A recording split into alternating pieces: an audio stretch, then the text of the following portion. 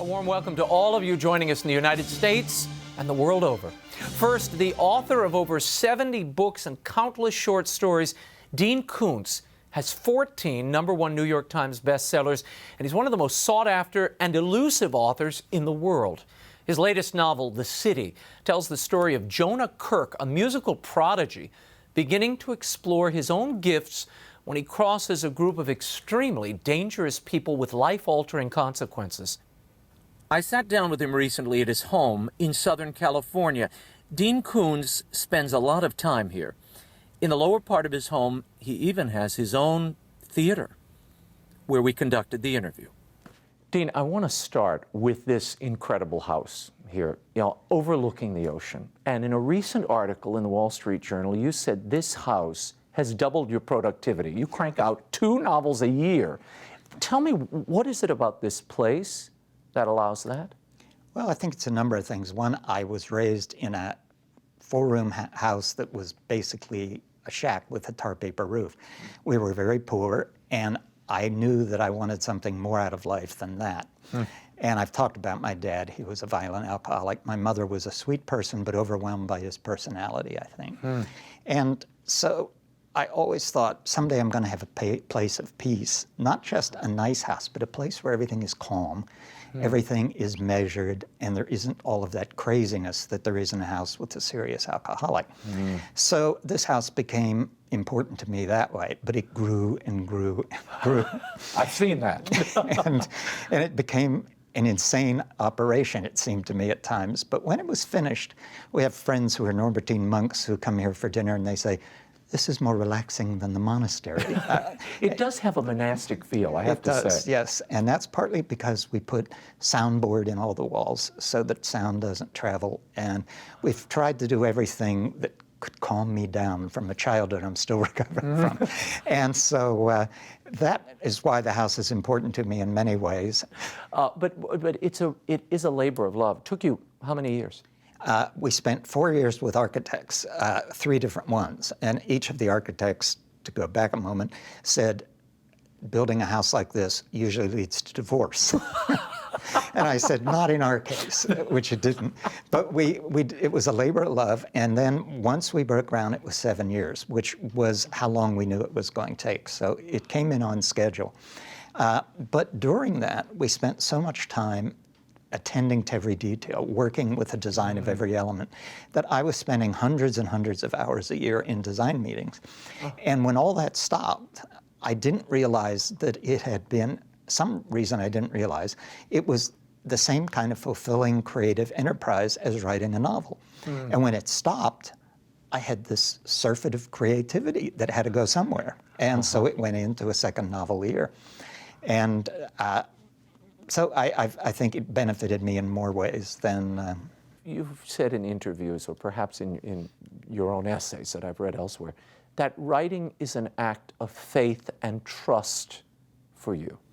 How is it an effort in faith and trust? No matter how many times you do this, and you come to a novel, and you say, oh, I've done this so often before, I'll do it again. In fact, in my idiot youth, I always thought there were so many tricks you would learn, and then each novel would get easier and easier. But what really happens is the language is so complex and full of so much possibility and storytelling that you never learn all the tricks. There are always new ones. So when I sit down to write a novel, I think, well, I've done this before, certainly I can do it again. But it is not always easy. And I learned quite some number of years ago that you just had to say, it's something I've said about creative talent. You can't take any pride in it because it's a grace. You were born with it, whether it's you're a great cabinet maker or you write novels or whatever it is you've done and you can do well, that you were given. Then what you can take any pride in is the craft. But when you sit down there, years ago I learned that if I thought of it that way, and I thought of it as the grace that came to me, then I basically say, this is an act of faith to write. It's what you've been given to do, so you must do it. And secondly, you have to trust in the source of that grace, and that's what writing is then. And when that happens, and when I can actually completely, we're human. We can't always just give ourselves to those ideas. But when I do give myself to that idea, that is when it goes the most smoothly. That's when there are the least troubles. That's when there's the fewest days I walk out into the hall and bash my head against the wall and say, why can't I do this? So when you give yourself to it as an act of faith and trust, then you're reaching into that deep thing you've been given, and it works for you. And this book really materialized in that way. This was sort of one of those gifts. I mean, the way you sort of presaged this the last time we talked, you said this came from a little short story you were intending to release, correct? These days, when you've got a novel coming, they want you to write an e-story to promote the novel. So they want you to write 2 books?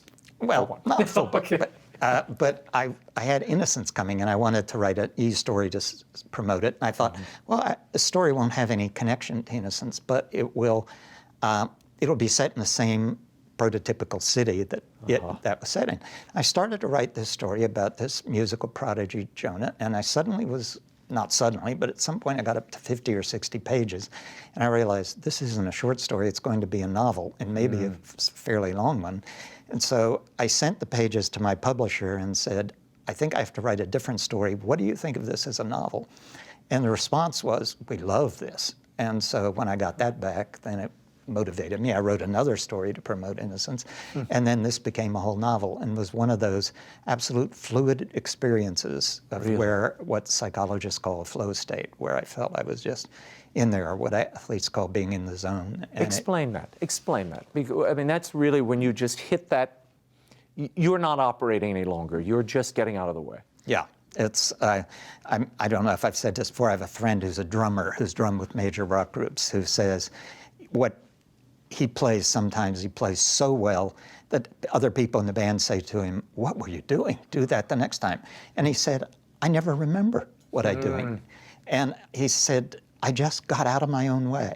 And I loved the way he put that. And I said, that's the way it is. You get out of your own way. You let your human sense of how you're going to go wrong or why this won't work or all these other doubts, and you put the doubt aside. And when you put it aside and just trust, then things come more easily. But because we are human, that's a very difficult thing to do. You have to be in the right place for that to happen, though, yes? You have to be in the right place psychologically, I think, and emotionally almost more, because storytelling is an emotional thing. Is there a spiritual element? Oh yeah, absolutely. I'm one of the few who will say storytelling is basically a supernatural activity. In this book, Jonah's grandfather doesn't permit slang in the family, and he said, in the beginning was the Word, and therefore words matter. And this family won't abuse the language. We don't speak slang. And that's part of what Jonah grows up with, which is, I think, a great thing. I do too. The book, I mean, you mentioned a moment ago your friend who's a drummer. Music, art is such a part of this book, but particularly music. I mean, you can almost hear it reverberating in the background and through the walls of this story. Jazz and swing, it's such a part of this. How much of that is personal? I'm a big fan of big band music, and so I have considerable knowledge of it. And I've never used it. I've used it peripherally in stories, but in this one I was using it in a very fundamental, basic way. And music reaches us in a way that fiction can't, or that the written word can't. It reaches more people. I won't say it reaches us differently than well-composed words, but it reaches more people in a fundamental way. Yeah. And so I think music, if it's great and if it's really wonderful, and there's terrible music. I don't call it music, but I know what you mean. Yeah, our world is saturated with it right now. But if you look back to a period when there was the big band and when jazz was reaching out to a wide audience, it was beautiful music, and it's enduring music. And there were all these amazing musicians, from Duke Ellington to Benny Goodman to all those people. And we had a little bit of that. There was a period of rock and roll that had that energy and uplift early on. Yeah. And then it got dark at some point. And then there were periods where it started loosening up again. If you go to the Beatles, the Beatles started lifting it up again. And then in their own journey, drug it down into a sort of darkness again. Yeah. And so I wanted to write about big band music and jazz because it's all very uplifting stuff. You know, even the blues, which relates to jazz a lot, is in its fundamental way, although it sings about, you know, a lot loss of and heartache. and heartache, is an uplifting music. And that's why it endures also. So I wanted to do a book in which bad things happen to good people because that's drama, but also that the music infused into the life would be almost a signal to you that this is going to be all right in the end. Right, and that is sort of the through line of the book, which we will talk about later. How close, this Jonah he's a prodigy, he wants so to be a piano man and becomes one. I love the idea, the relationships really, not only between he and his mother, but this extended community. The grandmother, the friends, the Japanese man across the hall, the whole community is part of this life. Tell me about that and your intentions there. Some of my intentions I hid from myself. I'll tell you about that in a minute. But my obvious intention was I wanted to say there was a time in this country when there was a greater sense of community. And it existed in every ethnic neighborhood. And it only goes back to the 60s, when you could grow up in a black neighborhood where families were intact, where things were different, and there was that mutual support among people, among generations, and they weren't alienated from one another. And I wanted to write about that because I don't think we see any of that. We don't see it in movies. No. You know, I've had black readers write to me, and I actually had a couple when I did radio interviews who were black DJs and stuff.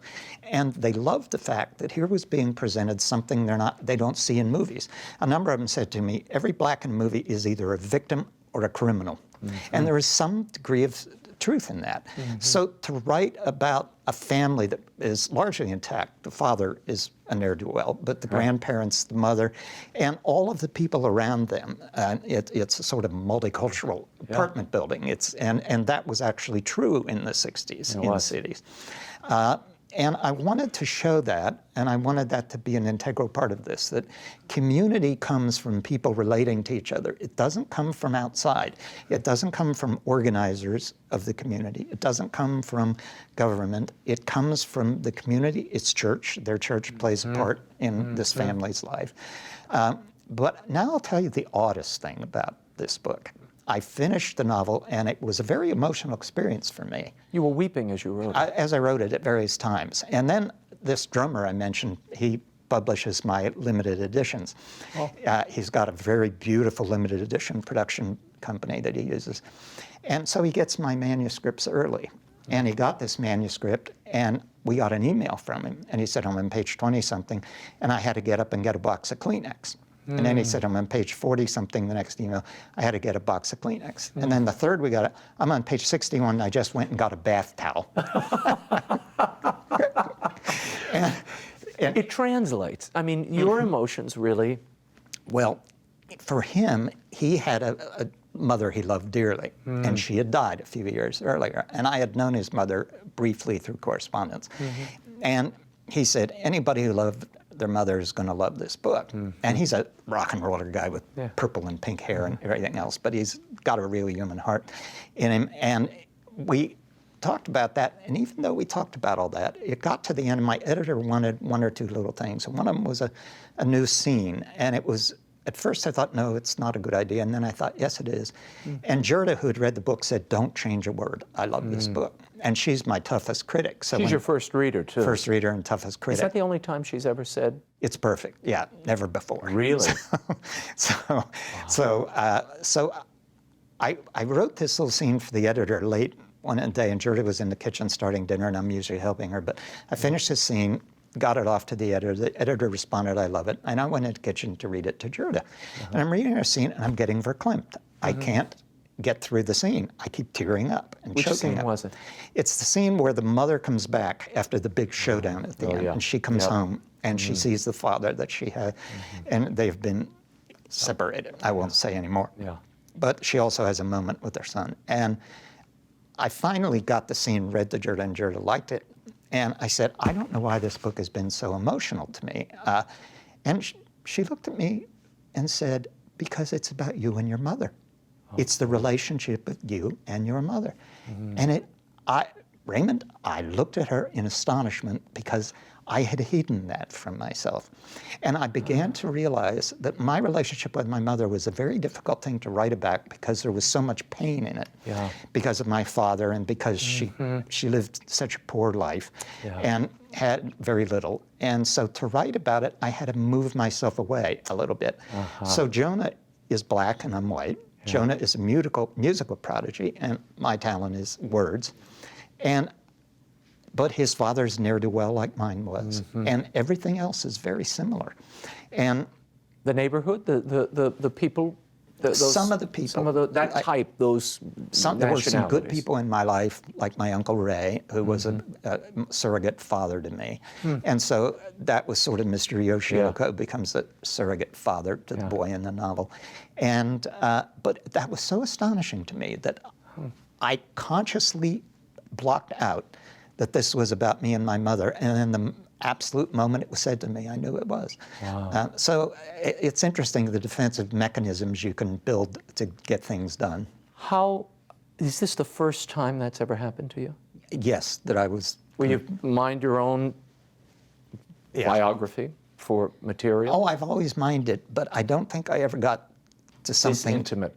It's that intimate, yeah. And so I just, at some point, I guess subconsciously decided to build this sort of Chinese wall. And I would keep myself away from the understanding of it. But the human mind is a mysterious sort of place. Well, it conveys. I mean, the emotions convey. You can feel, and it's an alchemy you can't describe, and I know you can't describe it either, but the fact is, when reading it, it does sort of touch a deep place in the reader, so you know it had to touch a deep place in you when you created it. I mean, it's part of the process. Yeah. Tell me about this notion of art and beauty and music that really permeates this book. And you come away with the idea that community and art, beauty, are really what this is all about. And this is part of God's creative mission for us all. Beauty, whatever form it comes in, the physical beauty of a piece of art or the beauty of a written thing or beauty of music, it signals us to the nature of the world, to the true nature of the world, to let us say the hidden nature of the world. That beauty is the essence of everything. You can, if you were to say that animals and the world and plants are all about propagating themselves, they don't need beauty to do that. It could be a machine world. Right. Beauty is a layered on thing that is the first evidence of design. And I'm not the first to say that or the only to say it, but it is true.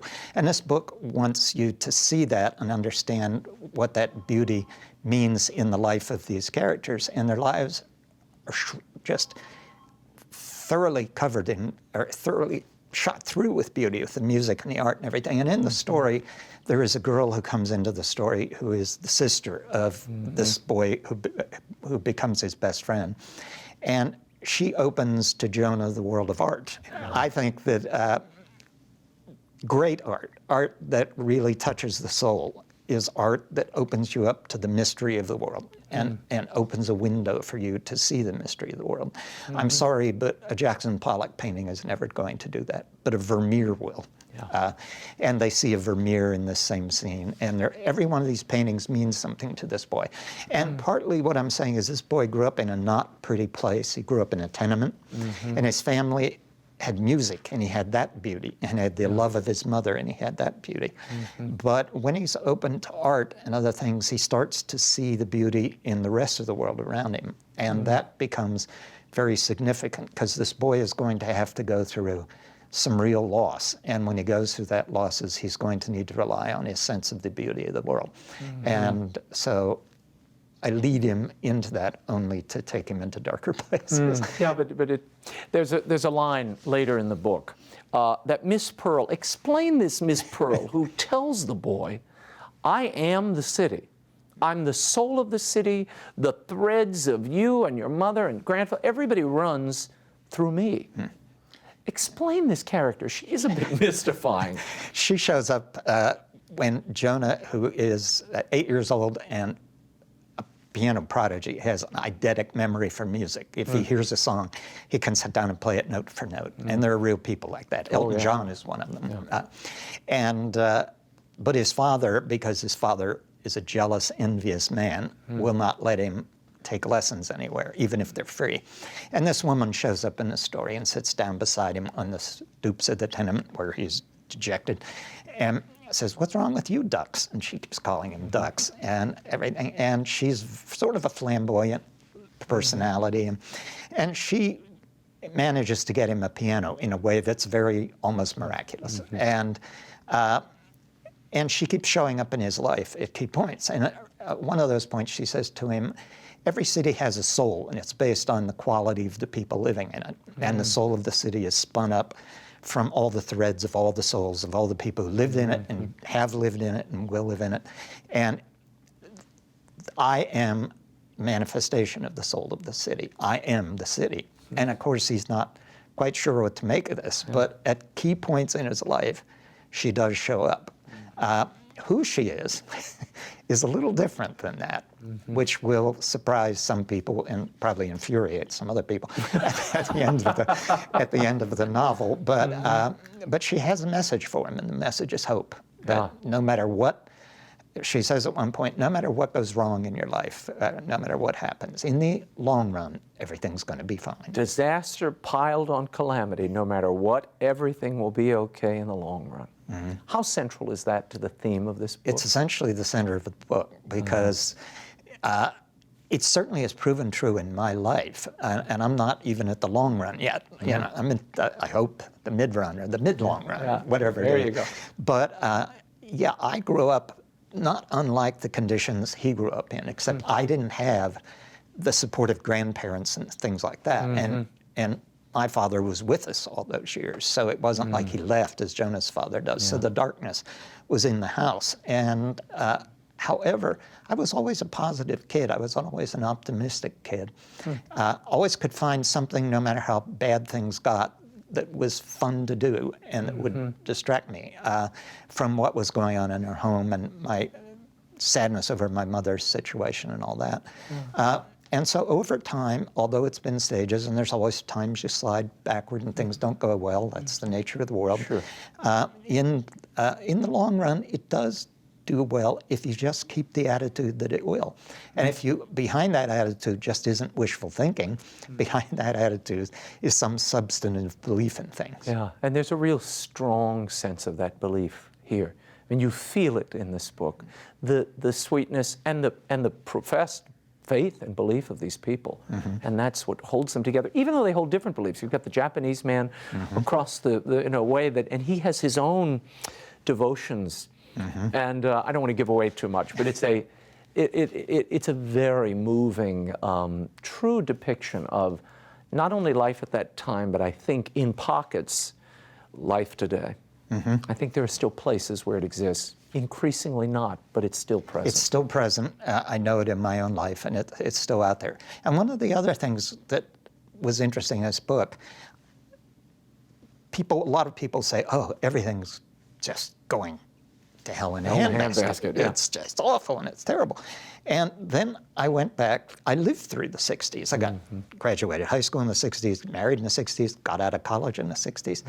And so I thought I knew the 60s. And I went back to the 60s and I said, it was just like now. This was terrible. The world was coming apart, or it felt that way. That way, yes. So it always feels that the world is coming apart. And you just have to say, okay, if it's coming apart, part of my job has to be to help put it back together. And if you look at the time between the 60s and now, there were people that helped put it back together. And it wasn't always sliding backward. And so this book tries to capture some of that. And say, art and music and literature is part of putting it together. Yes, it is. Was that your refuge as a kid, literature? Yes. By the time I was 12, I'd read all the books in the library that were all right for children to read. And you weren't, at those days, you weren't allowed to go to the adult section until you were 16. And it's not as if, as I've said before, it wasn't as if there was all this corrupting literature in my small town library. But the librarian said, in your case, I'm going to make it exception, and you can go into the adult and read what you want, because you've read everything over here. And so I did, and books were my escape, but not just escape, because books showed me that my family was not typical, that there were other ways for people to live. And that was where I first began to understand that I didn't have to, when you're a kid and you're going through something like that, you think everybody lives this way, because you're not inside any family but your own. And then when you begin to realize through books that this isn't the case, then you say, okay, my goal in life is never to live this way. I'm starting this literacy campaign because I've been so affected by moving into children's literature, and when you see the illiteracy rate here in the United States, it is staggering, particularly among boys, and the implications of that. Give me your sense of the importance of story and young children, particularly boys, reading fiction, not nonfiction, but the importance of fiction. What is the benefit, aside from the fun ride? What does it give them, give us? I would say several things. One, and people will shudder and say no when I say this, but there's more truth, or there can be more truth, in fiction than nonfiction. And the only way I can explain what I mean by that I think people will get it, that every piece of nonfiction, every piece of history is written by somebody with a point of view. And that point of view might be accurate, or it might not, or it might be accurate to a degree. So the book will either be accurate or not accurate at all, or accurate to a degree.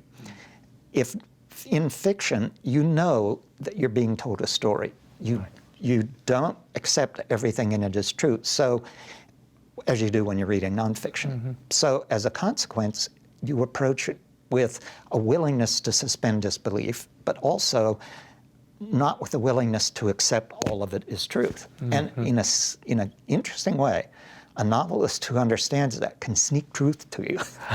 and those truths can shape your life. And that certainly is true of me as a child. They helped to start shaping my life in a different direction. And then there is also the thing about fiction that part of what I said is where you're lifted out of your environment and you see other environments. But you also begin to see, as I think nonfiction has a very difficult time of doing, because nonfiction, unless it's a memoir, is really never emotional. Histories are not emotional. And life is a very emotional experience. And in fiction, that emotion is part of what you bring to fiction as a novelist. And so you can show how other people live in a way that affects the reader intellectually, but also emotionally. And that emotional intellectual tie-up is extremely powerful. And that can help you understand other people's lives. Empathy.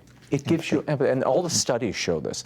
Without reading fiction, we can never put the skin or the mind of another person on. We don't know what it's like to walk in their shoes. And therefore, you do cut yourself off from so much of life. And you don't get it from movies. Movies do not go interior. You never know what a character's thinking unless there's a voiceover, which is very seldom done anymore. But movies are all about externals, but fiction is largely about internals. You have an exciting plot, and you have all that, but it's about what goes on within the lives of the characters, especially inside their heads. That is a fundamental part of fiction. The growth of your faith, I see that in the work, having read and been a connoisseur of the Koontz canon for a long time. You see the evolution, if you will, and there is a greater, and it's not anything obvious. It is it's almost happening between the lines. I always say that when I'm talking about your work. You can perceive it around the edges. Are you aware of that? Yeah. It was there for a long, long time. It just, the attitude, the sensibility, but as I go on, it gets, you can't keep writing the same thing over and over. The publishers want you to. Oh, yeah. It worked before, do it again. Yeah, do it 5 more times. So you have to reach and grow, and the way that it's been reaching and growing for me is to explore that in a different way. And I say it, so I never get on a soapbox. That's not who I am and the way it works, and you don't reach people that way anyway. But what I try to say is that the world is a much more deeply mysterious and interesting and layered place than most people understand it to be in their daily lives. And partly that comes from my reading of science, too, because I've been a lifelong lover of science. And, you know, it shocks people when I say there's nothing between religion and science that makes them antithetical to each other. And many scientists I know are believers, especially certain physicists or molecular biologists. And this has become, because of what they do in their work, starts to show them. They see this pattern. They see the patterns, the constant pattern. You see what looks like chaos, and you get down to the next level and you discover mysterious structure under the chaos. And then under that looks like more chaos. The more we learn about the world, the more we learn we have to learn. And so many people think we've learned everything. We're not. We're about that far along an infinite spectrum of knowledge. And so I find the two things interesting, and I find so many people, a death of imagination that comes along with the death of faith. And they could get that if they were willing to learn science. They would come back, as I did, to the faith through that channel. And I often say to them, to people say, oh, I don't think the two are together. Say, who do you think founded the first universities? Who do you think founded the whole discipline of science? It was the Catholic Church.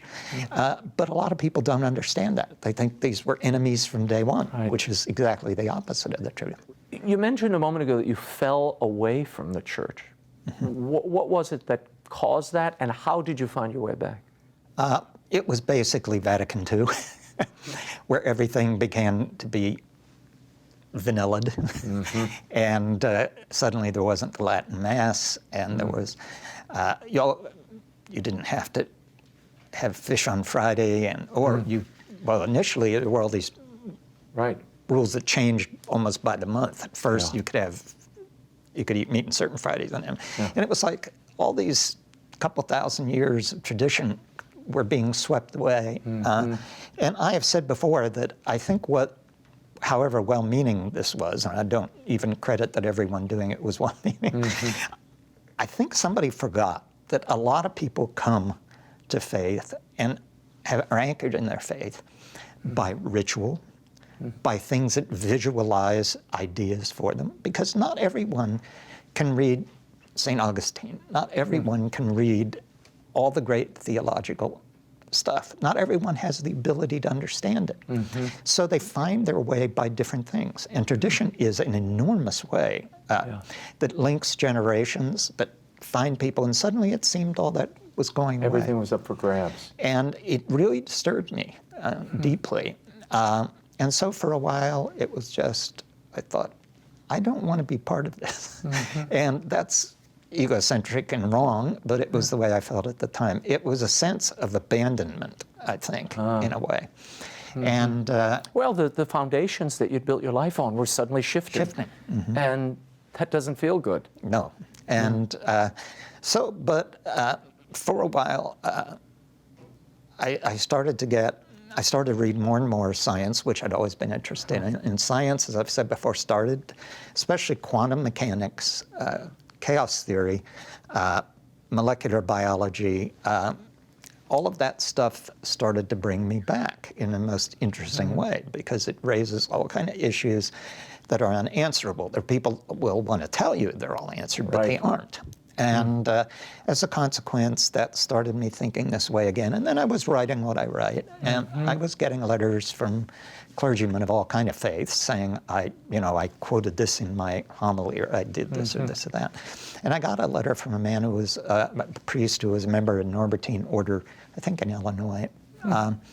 And we were living here, not in this house, but in this same area. And he and I started writing back and forth, and I told him that I had sort of drifted away. And he said, you're right next door to an order of Norbertines. They're exactly what you want. And I didn't do anything about that, because I thought, yeah, right. Oh, okay. And then by a total other mechanism, I one day got a letter from one of these Norbertine monks, probably a few years later, who said, wrote me about a book of mine that he'd been having some problems, and I don't know, he's never told me what they were, but his abbot put one of my books in front of his door and said, read this, it'll help you with your problem. And he read the book, and he wrote me about the book, and it was they're a very intellectual group, this particular group of Norbertines. They're kind of fascinating. There's a lot of doctorates and master's degrees among them. And so we started corresponding. I sent him boxes of books. Then we had a couple of them down for dinner, and now they've become a really significant part of our lives. And one day they said to me, this priest is coming in from a Norbertine order in Illinois, and it's to celebrate his 50th year as a priest. And we'd like you to meet him. And I said, well, why don't you all come down for dinner, or a number of you, and bring him with you? It turned out to be the same priest who'd written me. Who wrote you all those years ago? Wow. And although it took years, it did happen that way. So that fascinates me, things like that in life. I'll say. Yeah. What's next? I know you've got Saint Odd coming. You've raised him to the altars. Odd Thomas is now canonized, Dean? Well, I don't know that I have the power to do that. Well, fictionally you can. You know, I think I may have mentioned this before we do. I did an interview with Cardinal Dolan on his radio show. He wasn't cardinal then, and he loves the Odd Thomas series. And he said to me, I don't want to say this to you because I don't want to color what you do with this character, but do you realize you're writing the life of a saint? And I said, the last book in the series has always been titled Saint Odd in my head. And he was very happy about that. But it's, Odd is on this journey, as I've said from the beginning, to absolute humility. And how I write about that, I have no idea. But I'm so in Odd's head that I have a deadline on this book, and I'm working on it now. And it's been very difficult because there's so much to tie up in an 8-book series. Yeah. But beyond that, it's how do I get across the transition he's about to make, the total sacrifice he's about to make. I mean, we've all known that at some point, I mean, he has a promise in the first book. Right. And that promise is going to be kept. And for that promise to be kept, probably something has to happen to Odd. And it's going to be different than people think, but the promise will be kept. And he's ultimately somebody who will make the ultimate sacrifice for other people. Now, you don't do outlines, you don't do big spreadsheets. How do you keep track of 8 books and tie them up appropriately? Do you go back and read them all again and make notes?